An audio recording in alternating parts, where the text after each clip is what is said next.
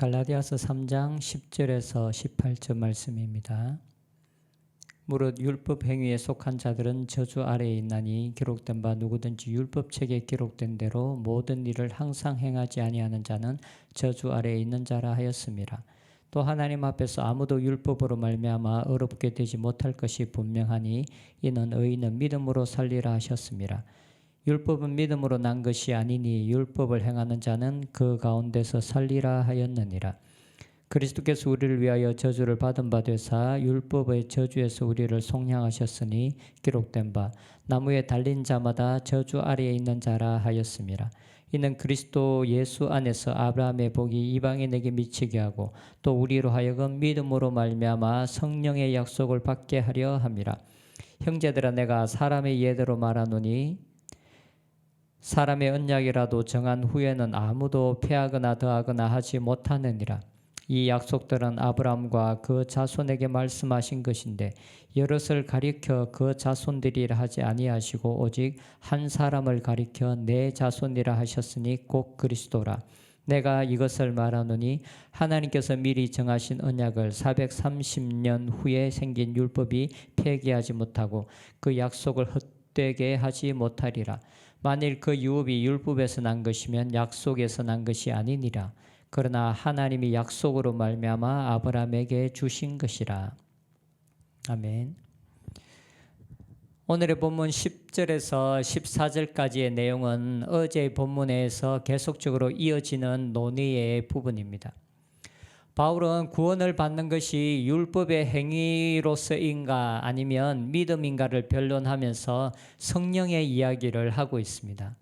어제 본문 2절에서는 너희가 성령을 받은 것이 율법의 행위로냐 혹은 듣고 믿음으로냐라고 묻습니다. 그리고 이어지는 3절에서는 계속적으로 너희가 이같이 어리석으냐 성령으로 시작하였다가 이제는 육체로 마치겠느냐라고 말합니다. 곧 구원에 대한 이야기를 하면서 성령을 어떻게 받았느냐라고 계속해서 묻고 있습니다.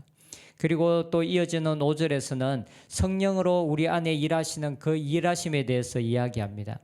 너희가 너희에게 성령을 주시고 너희 가운데서 능력을 행하시는 이의 일이 율법의 행위에서냐 혹은 듣고 믿음에서냐. 율법의 행위가 아니라 믿음인 이유는 바로 성령을 어떻게 받느냐라는 것입니다. 바울이 지금 3장에서 논의하고 있는 문제는 구원의 문제입니다. 그런데 구원의 문제를 이야기하면서 계속 어떻게 성령을 받았느냐, 어떻게 성령께서 우리 안에서 역사하시느냐의 문제를 이야기하고 있습니다. 이것은 1절에서 14절까지의 논의를 마무리하는 14절 맨 마지막에도 다시 이어지는 부분입니다. 14절 후반절에 보면 우리로 하여금 믿음으로 말미암아 성령의 약속을 받게 하려 함이라. 마지막 이 논의를 마무리하면서도 성령에 대한 이야기를 하고 있습니다. 우리의 구원에 있어서 성령의 역할은 너무나 필수적이라는 것입니다. 1절에서 14절까지의 논의에서 처음과 마지막에 성령에 대한 이야기로 시작해서 성령에 대한 이야기로 마무리합니다. 이런 인클루지오 구조, 그 샌드위치 구조를 가지고 있습니다. 14절에서 성령의 약속을 받게 하려 함이라라고 말하고 있는데 이 원래의 의미는 성령의 약속을 받게 한다는 것이 아니라 약속된 성령을 받게 하려 함이라라고 말하고 있습니다.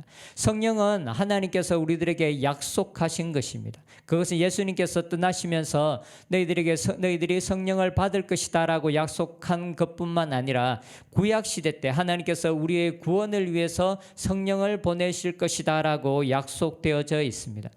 성령은 구약시대 때 하나님께서 이미 약속한 것입니다. 하나님은 예레미야서나 에스겔서를 통해서 때가 되면 우리와 맺으실 새로운 언약이 있을 것이다 라고 말씀하셨습니다. 그런데 이 새로운 언약의 핵심이 바로 성령을 하나님께서 우리들에게 주시는 것입니다. 이 성령은 새로운 언약, 새로운 시대를 살아가는 우리들을 위해서 하나님께서 약속하신 것입니다. 그리고 이 약속을 우리는 믿음으로 받게 된다라고 사도 바울이 말합니다. 그런데 구원에 있어서 성령의 역할은 왜 필수적인 것이겠습니까? 새 언약이 예언되어져 있는 예레미야서나 에스겔서를 통해서 보면 우리의 구원에 있어서 성령이 필수적인 요소인 것은 너무나 분명하게 나타납니다. 그것은 성령으로 말미암아 우리가 하나님의 말씀, 하나님의 율법을 지킬 수 있게 된다라고 말씀하고 있습니다. 에스겔서 36장 26절 27절에 보면 또 내 영을 너희 속에 두어 너희로 내 율례를 행하게 하리니 너희가 내 규례를 지켜 행할지라. 하나님께서 하나님의 영을 우리 속에 두시겠다라고 말씀하십니다.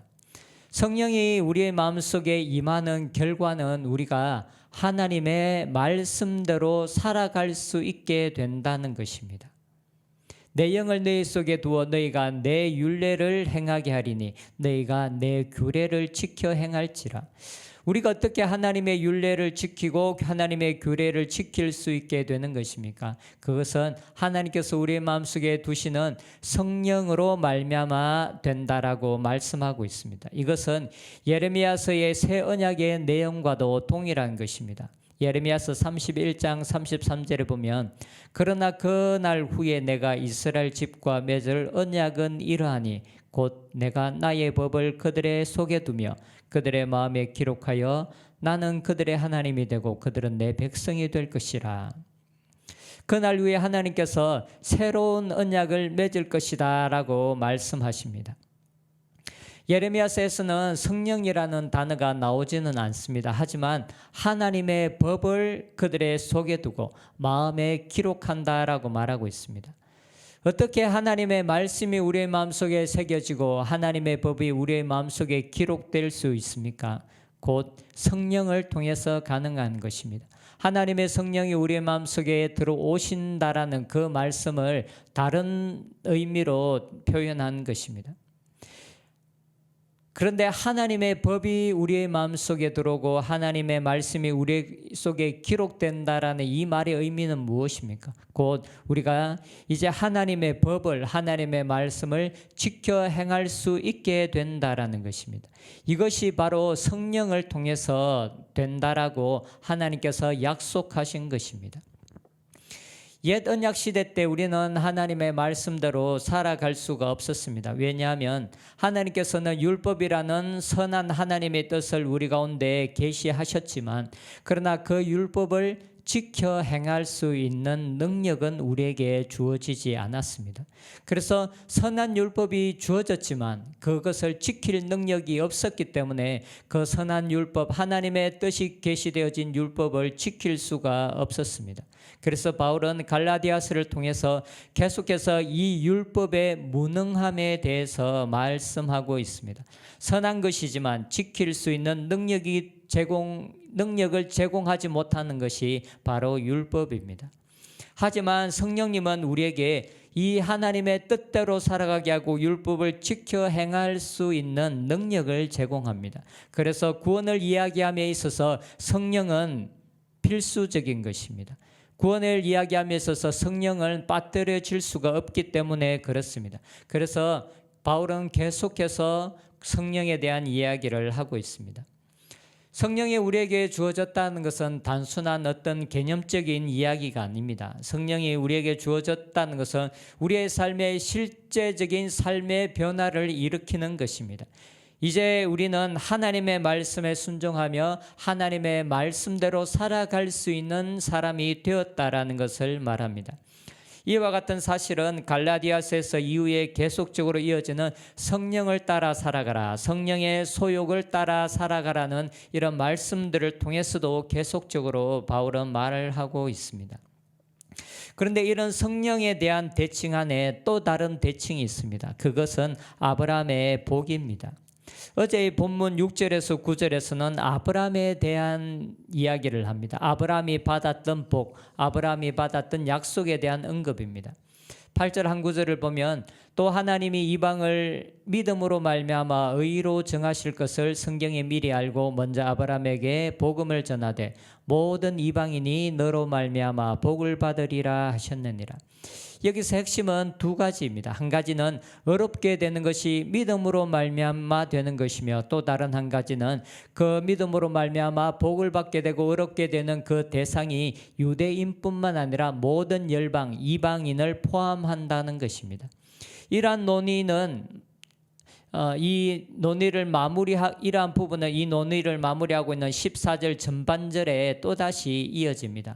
14절 전반절에 보면, 이는 그리스도 예수 안에서 아브라함의 복이 이방인에게 미치게 하고, 여기서 아브라함의 복은 어렵게 되는 것, 곧 구원을 말합니다. 그리고 이 구원은 유대인에게 제한되어 있지 않고 모든 이방인이 동일하게 믿음으로 말미암아 받게 될 것을 말하고 있습니다. 곧 바울이 갈라디아서에서 계속적으로 말하고 있는 유대인과 이방인의 차별이 없어졌다라는 것입니다. 이방인들이 구원을 받기 위해서 유대인처럼 살 필요가 없이 오직 믿음으로 구원을 받을 수 있다는 것입니다. 그리고 이것에 대한 증명으로 성령이 이방인들에게도 주어지게 된 것입니다. 거짓 교사들은 외적으로는 이방인들과 구별되는 표식들에 집중하지만 정작 그들의 삶에는 하나님의 말씀대로 살아가지 못하는 자들이었습니다. 이들은 예수님께서 바리새인들을 향하여 꾸짖으시는 것처럼 사람의 외모는 깨끗하게 하지만 그 속은 썩어 있는 자들과 같았습니다. 하지만 진짜로 구원받은 사람들은 육체적인 아브라함의 자손이 아니라 성령을 받음으로 아브라함이 하나님의 말씀에 순종했던 것처럼 우리의 삶에서 하나님의 말씀대로 살아가는 자들이 참된 하나님의 자녀, 구원받은 하나님의 백성이라는 것을 말씀하고 있습니다. 이러한 진리를 바울은 성령과 아브라함이라는 이야기를 통해서 우리에게 말해주고 있습니다. 우리가 예수님을 믿었을 때 성령님께서 우리 안에 들어오셨습니다. 그분은 우리 안에서 역사하시는 하나님이십니다. 그분은 우리로 하나님의 말씀대로 살아갈 수 있는 능력을 제공하십니다.